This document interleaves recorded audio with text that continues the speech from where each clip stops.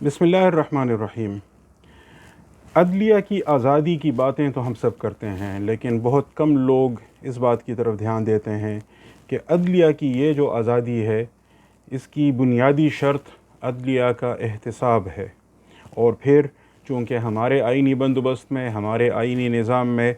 عدلیہ کا احتساب صرف عدلیہ ہی کر سکتی ہے، تو اس لیے ضروری ٹھہرا کہ عدلیہ اس معاملے میں اعلیٰ ترین نمونہ، مثالی نمونہ پیش کرے۔ ہمارے آئین میں اعلیٰ عدلیہ کے ججز کے احتساب کے لیے سپریم جوڈیشل کونسل کا ادارہ تشکیل دیا گیا ہے، جہاں عام شہری بھی شکایت لا سکتا ہے، صدارتی ریفرنس بھی آ سکتا ہے،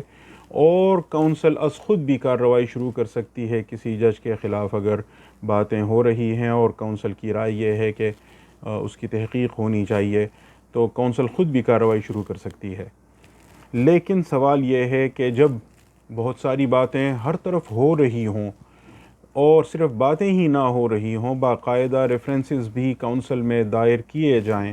اور اس کے باوجود کونسل ٹس سے مس نہیں ہوتی، حرکت میں نہیں آتی، کارروائی شروع نہیں کرتی، باوجود اس کے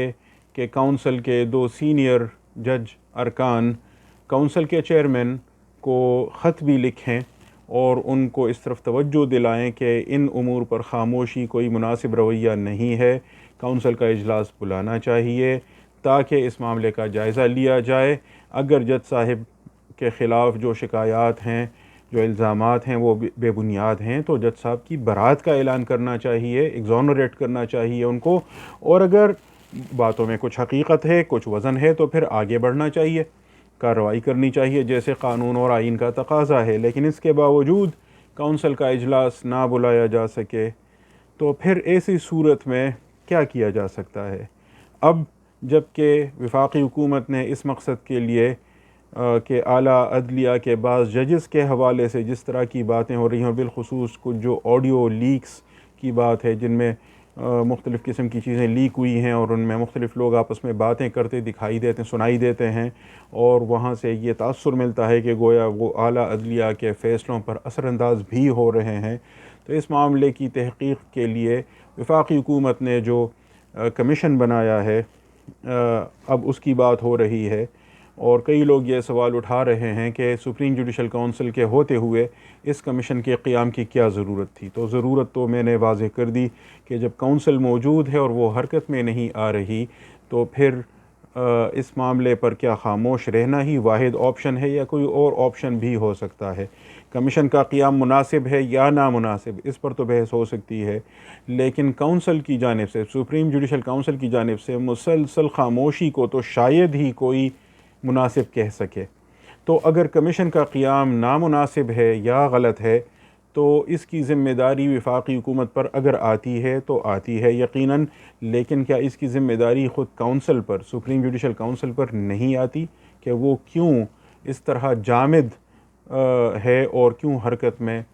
یہ کونسل نہیں آ رہی، جس کی بنا پر کچھ اور طریقے اب اختیار کیے جانے لگے ہیں؟ یہ پہلا سوال ہے۔ دوسرا سوال یہ ہے کہ یہ جو کمیشن ہے، تو اس کی جو رکنیت ہے، اس کی جو کمپوزیشن ہے، اس پر اگر غور کریں تو یہ بات تو خوش آئند ہے کہ وفاقی حکومت نے اس کمیشن میں صرف ججز کو ہی رکھا ہے اور کسی غیر جج کو، یہاں تک کہ سابق جج کو بھی اس کا رکن نہیں بنایا۔ یہ بات خوش آئند ہے، اس کی تعریف ہونی چاہیے کہ وفاقی حکومت نے یہاں بھی یوں کہیں کہ معاملہ خود عدلیہ ہی کے سپرد کر دیا ہے کہ وہ خود اس معاملے کا جائزہ لے۔ یہ بات قابل تحسین ہے۔ اب جہاں تک کمپوزیشن کا تعلق ہے، تو اس کی سربراہی جسٹس قاضی فائز عیسیٰ کو دی گئی ہے، جو سپریم کورٹ کے سینئر پیونی جج ہیں۔ ان کی دیانت، ان کا کردار، قانون کی حکمرانی پر ان کا یقین، آئین کی بالادستی کے لیے ان کی جدوجہد، یہ ساری چیزیں بالکل واضح ہیں اور ان میں کسی کو کوئی ابہام نہیں ہے۔ اور چونکہ چیف جسٹس آف پاکستان کے متعلق خود اس طرح کی باتیں ہو رہی ہیں، آڈیو لیکس جن کی تحقیق کرنی ہے، ان میں کسی نہ کسی طریقے سے بات ان کی طرف جاتی ہے، تو اس وجہ سے اگر ان کو اس کمیشن کا سربراہ نہیں بنایا گیا، اور پھر اس وجہ سے بھی کہ وہ سپریم جوڈیشل کونسل کے چیئرمین ہیں اور اس کے باوجود کونسل کا اجلاس نہیں بلا رہے، تو ان کے بعد جو سینئر ترین جج تھے تو وہ جسٹس قاضی فائز عیسیٰ ہی تھے، تو ان کو اگر یہ سربراہی دی گئی ہے تو یہ قابل فہم ہے۔ البتہ اس کے بعد جو دو ارکان ہیں اس جج کے، ایک بلوچستان ہائی کورٹ کے چیف جسٹس اور ایک اسلام آباد ہائی کورٹ کے چیف جسٹس، تو ان کے متعلق یہ سوال پیدا ہوتا ہے کہ انہی دو کو کیوں اس کا رکن بنایا گیا ہے۔ اگر معاملہ سینیورٹی کا ہے تو یہ بات قابل فہم ہے کہ پشاور ہائی کورٹ کی چیف جسٹس میڈم مسرت ہلالی چونکہ ابھی چیف جسٹس بنی ہیں، سب سے جونیئر ہیں، تو اگر ان کو شامل نہیں کیا گیا تو اس پر بھی شاید کوئی اعتراض نہ ہو سکے۔ اگرچہ اس پہلو سے بات ہو سکتی تھی کہ چونکہ ان آڈیو لیکس میں بہت ساری خواتین کا بھی ذکر آ رہا ہے، بہت ساری تو نہیں لیکن چند خواتین کا بھی ذکر آ رہا ہے، تو اگر کمیشن کے ممبرز میں کوئی خاتون جج بھی ہوتی تو مناسب ہوتا، لیکن بہرحال چلیں، اگر ان کو جونیئر ہونے کی وجہ سے شامل نہیں کیا گیا تو یہ بات قابل فہم ہے۔ لیکن جو سب سے سینئر چیف جسٹس ہیں ہائی کورٹس میں، 5 ہائی کورٹس میں سب سے سینئر چیف جسٹس تو سندھ ہائی کورٹ کے چیف جسٹس احمد علی شیخ صاحب ہیں،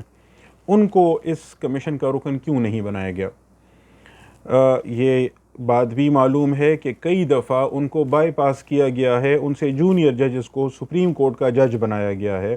اور ان کے ساتھ یوں کہیں ایک طرح سے یہ زیادتی مسلسل ہوتی آ رہی ہے۔ چلیں، سپریم کورٹ کا جج تو ان کو نہیں بنایا گیا، لیکن ان کو اس کمیشن کا رکن کیوں نہیں بنایا گیا؟ کیا اس کی وجہ یہ ہے کہ وہ سپریم جوڈیشل کونسل کے بھی رکن ہیں؟ تو سپریم جوڈیشل کونسل کے رکن تو وہ عرصہ ہائے دراز سے ہیں، اور سپریم جوڈیشل کونسل کے رکن تو جسٹس قاضی فائز عیسیٰ بھی ہیں، تو یہ وجہ تو نہیں ہو سکتی۔ لاہور ہائی کورٹ کے چیف جسٹس کو کیوں شامل نہیں کیا گیا؟ وہ بات بھی قابل فہم ہے، کیونکہ یہ جو آڈیو لیکس ہیں تو ان میں کچھ معاملات ایسے ہیں جن کا تعلق بتایا جاتا ہے کہ ان کے داماد کے ساتھ ہے، اور اس معاملے کی بھی تحقیق کرنی ہے، تو ان کو ایکسکلوڈ کرنا بھی سمجھ میں آتا ہے۔ لیکن سندھ ہائی کورٹ کے چیف جسٹس کو اس میں شامل نہ کرنا یہ ناقابل فہم ہے۔ کیا اس کی وجہ یہ ہو سکتی ہے کہ جسٹس قاضی فائز عیسیٰ صاحب نے جوڈیشل کمیشن کے ارکان کو کچھ عرصہ پہلے خط لکھا تھا، اور اس میں انہوں نے یہ سفارش کی تھی کہ جسٹس احمد علی شیخ سندھ ہائی کورٹ کے چیف جسٹس اور جسٹس مسرت ہلالی جو پشاور ہائی کورٹ کی چیف جسٹس ہیں، ان دونوں کو سپریم کورٹ میں ایلیویٹ کرنا چاہیے؟ تو کیا حکومت یہ تاثر نہیں دینا چاہتی تھی کہ قاضی فائز عیسیٰ اور احمد علی شیخ اور مسرت ہلالی گویا ایک قسم کا ہم خیال کمیشن بن جائے گا، جیسے بعض لوگ کچھ ججز کے بارے میں کہتے ہیں کہ وہ ہم خیال ججز ہیں، اور اس طرح سپریم کورٹ کا کوئی ہم خیال بینچ وجود میں آ گیا ہے؟ ہو سکتا ہے ایک وجہ یہ ہو۔ اگر یہ وجہ ہے تو پھر تو اس کی وضاحت ہونی چاہیے، اور اس کے بعد البتہ یہ سوال پھر بھی رہتا ہے کہ بلوچستان ہائی کورٹ کے چیف جسٹس کا تو چلیں معاملہ قابل فہم ہے، لیکن اسلام آباد ہائی کورٹ کے چیف جسٹس میاں عامر فاروق کی شمولیت پر بھی بعض لوگ سوال اٹھا رہے ہیں، اور اس کی وجہ ان کا سابق چیف جسٹس آف پاکستان میاں ثاقب نثار صاحب کے ساتھ قریبی تعلق ہے، رشتہ داری ہے، اور ان آڈیو لیکس میں کچھ کا تعلق سابق چیف جسٹس آف پاکستان میاں ثاقب نثار صاحب کے ساتھ بھی ہے۔ تو ایسی صورت میں جبکہ جسٹس میاں عامر فاروق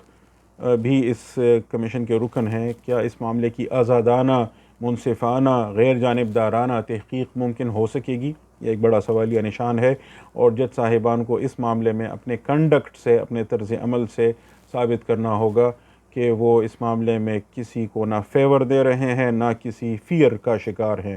جیسے ان کے حلف کا تقاضا ہے، وداؤٹ فیئر اور فیور، خوف یا طمع، خوف یا لالچ کے بغیر وہ سارا کام کریں۔ یہ صرف وہ کریں نہیں بلکہ دکھائیں بھی۔ ایک سوال یہ بھی ہے کہ کیا یہ کمیشن سپریم جوڈیشل کونسل کا کام کرے گا؟ اگر ایسا ہے تو پھر تو اس پر ایک بڑا سوالیہ نشان قائم ہو جاتا ہے، کیونکہ کسی بھی قانون کے تحت، کسی بھی نوٹیفیکیشن کے ذریعے کوئی ایسا کام نہیں کیا جا سکتا جو کسی آئینی ادارے کا کام ہو اور اس کا کام اس سے لے کر کسی اور کے حوالے کیا جائے۔ اگر یہ جو کمیشن ہے اس کے ٹرمز آف ریفرنس یعنی شرائط کار کا جائزہ لیا جائے تو معلوم ہوتا ہے کہ کمیشن کے کام میں اور سپریم جوڈیشل کونسل کے کام میں فرق ہے، اگرچہ کہیں کہیں ان کے دائرہ کار میں اوور لیپنگ ہو سکتی ہے اور شاید ہو بھی جائے، یہ معاملہ اس وجہ سے سیریس ہو جاتا ہے۔ 9 کام کرنے کے لیے کہا گیا ہے کمیشن کو۔ پہلا کام یہ ہے کہ ججز اور اعلیٰ عدلیہ سے متعلق جو آڈیو لیکس پھیل گئی ہیں ان کی تحقیق کریں۔ اگر یہ فیکٹ فائنڈنگ کی حد تک یہ بات ہے کہ یہ آڈیو لیکس، یہ جو آڈیوز ہیں کیا یہ جینون ہیں، اوتھینٹک ہیں، اور ان کا کنٹینٹ کیا ہے، اس میں کیا کچھ کہا گیا ہے، اس کے اثرات کیا ہیں، اس کی امپلیکیشنز کیا ہیں، یعنی فیکٹ فائنڈنگ تک ہے تو اس کو تو سپریم جوڈیشل کونسل کے دائرہ کار کے ساتھ اس کا ٹکراؤ نہیں ہوتا۔ لاہور ہائی کورٹ کے چیف جسٹس صاحب کے داماد کے متعلق بھی کہا گیا ہے کہ کیا وہ عدالتی کارروائی پر اثر انداز ہو رہے ہیں۔ اگر یہاں کمیشن صرف ان داماد صاحب کے کردار تک خود کو محدود رکھے تو اس پر اعتراض نہیں کیا جا سکتا، کیونکہ سپریم جوڈیشل کونسل کا کام ججز کے کنڈکٹ کو دیکھنا ہے، نہ کہ ججز کے داماد یا کسی اور رشتہ دار کو دیکھنا، تو یہاں بھی وہ اوور لیپنگ نہیں ہوتی۔ لیکن اگر کمیشن اس نتیجے پر پہنچتا ہے کہ یہ جو داماد صاحب ہیں یہ اثر انداز ہو رہے ہیں اور ان کی وجہ سے ججز کے فیصلے پر یا لاہور ہائی کورٹ کے چیف جسٹس کے فیصلے پر کوئی اثر پڑ رہا ہے، تو پھر وہ معاملہ یوں کہیں کہ سپریم جوڈیشل کونسل کے دائرہ کار تک چلا جائے گا۔ تو کیا کمیشن یہاں خود کو روکے گا اس حد تک اور آگے کا کام کونسل کے لیے چھوڑے گا؟ تیسرا کام جو کمیشن کے سپرد کیا گیا ہے وہ یہ ہے کہ کیا عدلیہ کی آزادی یا شہریوں کے منصفانہ سماعت کا حق متاثر ہوا ہے یا نہیں، اس کی خلاف ورزی ہوئی ہے یا نہیں۔ یہ ایک بہت جنرل قسم کی، عمومی قسم کی بات ہے۔ اسپیسیفکس میں اگر کمیشن جائے اور پھر یہ بتائے کہ فلاں مقدمے میں فلاں بینچ نے اس طرح کارروائی کی ہے کہ اس سے جو رائٹ ٹو فیئر ٹرائل ہے کسی کا متاثر ہوا ہے، تو پھر ظاہر معاملہ ججز کے کنڈکٹ کی طرف جائے گا، پھر وہ معاملہ سپریم جوڈیشل کونسل کے دائرہ کار کا ہوگا۔ یہ جو نمبر 3 ہے اس وجہ سے یہ وہ نو گو ایریا ہے میرے نزدیک، جس میں کمیشن کو بہت پھونک کر قدم رکھنا ہوگا۔ یہاں یوں کہیں مائنز بچھے ہوئے ہیں، بارودی سرنگیں ہیں، اور ایک دفعہ آپ نے اس پر پیر رکھ دیا تو پھر پیر اٹھا نہیں سکیں گے، کیونکہ اٹھائیں گے تو دھماکہ ہوگا۔ تو یہ یوں کہیں کہ اس کمیشن کے دائرہ کار میں سب سے جو میرے نزدیک خطرناک ترین کام ہے وہ یہی والا ہے۔ اس میں اگر کمیشن تفصیل میں جائے، ڈیٹیلز میں جائے، الگ الگ ججز یا الگ الگ بینچز یا الگ الگ کیسز میں ججز کے کنڈکٹ پر بات کرے تو یہ معاملہ تو سپریم جوڈیشل کونسل کے دیکھنے کا ہے۔ یہاں کمیشن کو یوں کہیں بہت زیادہ ریسٹرینٹ کا مظاہرہ کرنا ہوگا۔ چوتھی بات یہ کہی گئی ہے کہ یہ جو کمیشن ہے یہ دیکھے کہ ان آڈیوز میں کن کے نام آئے ہیں اور کیا ان افراد کے خلاف، یا اگر وہ سرکاری عہدیدار ہیں تو ان کے خلاف کیا کوئی فوجداری کارروائی کی جا سکتی ہے مجموعہ تعزیرات پاکستان کی روح سے، کیا وہ کسی جرم کا مرتکب قرار پاتے ہیں اور اس وجہ سے ان پر کیا کوئی یعنی مجرمانہ کارروائی کی بنا پر ان کے خلاف کوئی اقدام کیا جا سکتا ہے۔ اور پھر پانچواں کام یہ کہ یہ تو فوجداری کرمنل پروسیڈنگز کی بات تھی، پانچواں کام یہ کہ کیا ان کے خلاف کوئی انضباطی ڈسپلنری کارروائی کی جا سکتی ہے یا نہیں کی جا سکتی۔ اسی طرح چھٹا کام یہ دیا گیا ہے کہ کسی فرد نے یا کسی سرکاری عہدیدار نے ان غیر قانونی کاموں میں کوئی اعانت کی ہے یا نہیں کی ہے تو اس کی ذمہ داری کا تعین کیا جائے۔ اسی طرح کسی ادارے کے خلاف یا کسی شخص کے خلاف کارروائی کی تجویز، یہ بھی بہت جنرل ہے، لیکن یہاں بھی اگر شخص سے مراد آپ کوئی ججز لیں تو پھر معاملہ سپریم جوڈیشل کونسل کی طرف جائے گا کہ یہ تو سپریم جوڈیشل کونسل کے کرنے کا کام ہے۔ کیا کمیشن اس معاملے میں خود کو روکے گا یا کہاں تک جائے گا، یہ بھی دیکھنے کی بات ہے۔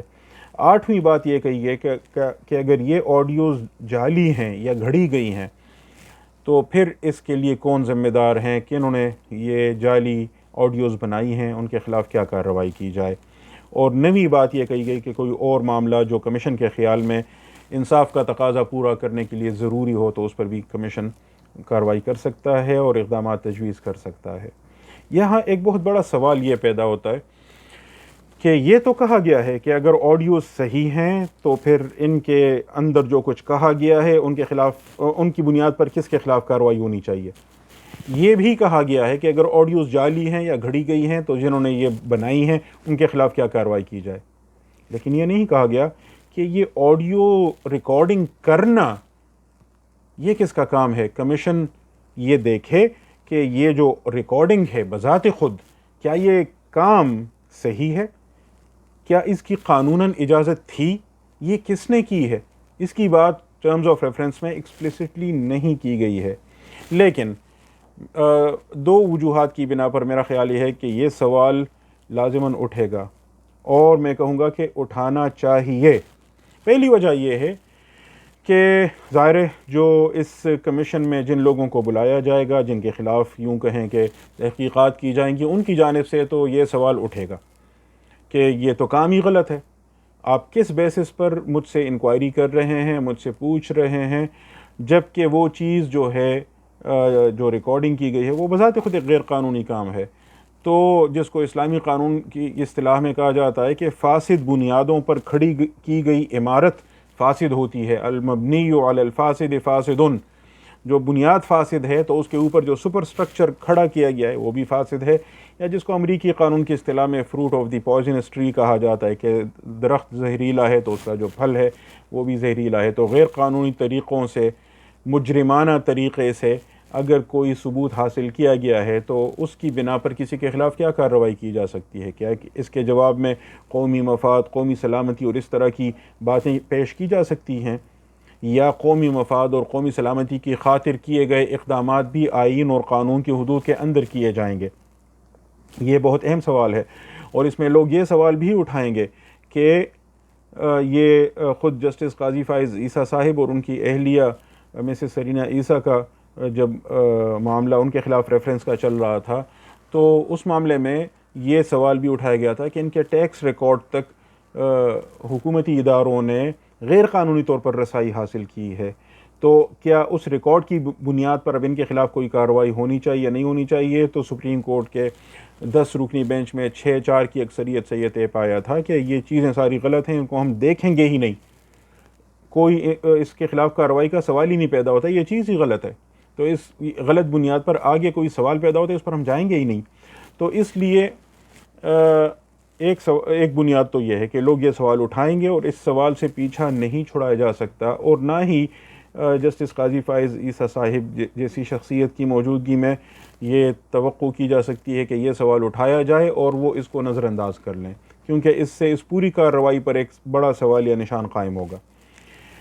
دوسری ریزن میرے نزدیک یہ ہے، دوسری وجہ یہ ہے کہ یہاں جو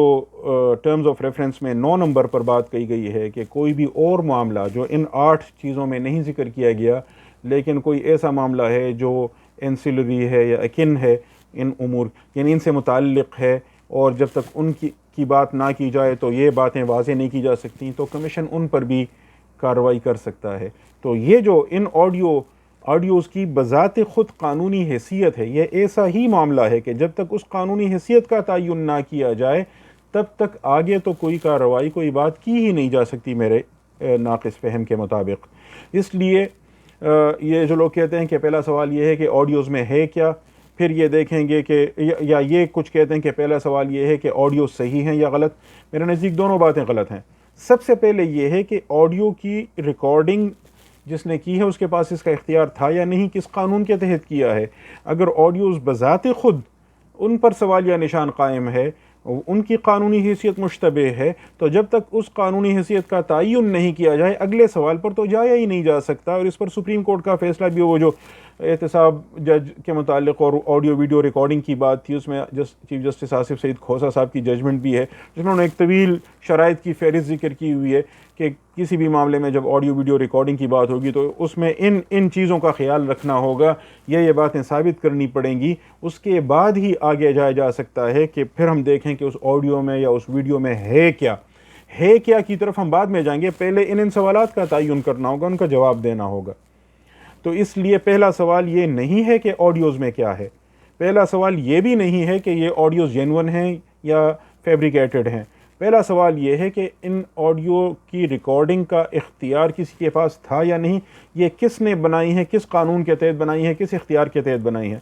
پھر یہ بات بھی کی جا سکتی ہے کہ چلیں فلاں کوئی بڑا سرکاری عہدیدار ہے اور اس پر نظر رکھنا قومی مفاد کے لحاظ سے ضروری ہے, اس طرح کی کوئی چیز بنائی جا سکتی ہے. لیکن فلاں بڑے عہدیدار کے کسی رشتہ دار کا فون آپ کیسے ریکارڈ کر رہے ہیں, آپ کہتے ہیں اس سے یہ باتیں معلوم ہوئیں. بھئی یہ تو بعد میں معلوم ہوئی نا, پہلے آپ نے ریکارڈنگ کی ہے. وہ ریکارڈنگ کس قانون کے تحت کی ہے؟ کیا آپ کو پہلے سے کوئی شبہ تھا کہ یہ بندہ یا یہ بندی اس معاملے میں مداخلت کر رہا ہے یا کر رہی ہے, اس وجہ سے اس پر نظر رکھنی چاہیے, اس وجہ سے اس کی ریکارڈنگ کرنی چاہیے؟ تو کیا اس کے لیے کوئی اتھورائزیشن نہیں ہونی چاہیے تھی؟ کسی کے پاس قانون کے تحت اختیار ہو, اس سے اجازت لے کر ہم اس بندے کو اس کی وائر ٹیپنگ کرتے ہیں, اس کا فون ریکارڈ کرتے ہیں؟ کوئی ایسی بات کی ہے آپ نے؟ نہیں. سب سے پہلے ان چیزوں کا تعین کرنا ہوگا, اس کے بعد ہی اگلی باتوں پر جایا جا سکتا ہے. اور میرے نزدیک کمیشن کے لیے کرنے کا سب سے اہم کام یہ ہے کہ وہ اس سارے معاملے میں شفافیت کو یقینی بنائے, ٹرانسپیرنسی کو یقینی بنائے, ابتدا سے آخر تک. جسٹس قاضی فائز عیسیٰ صاحب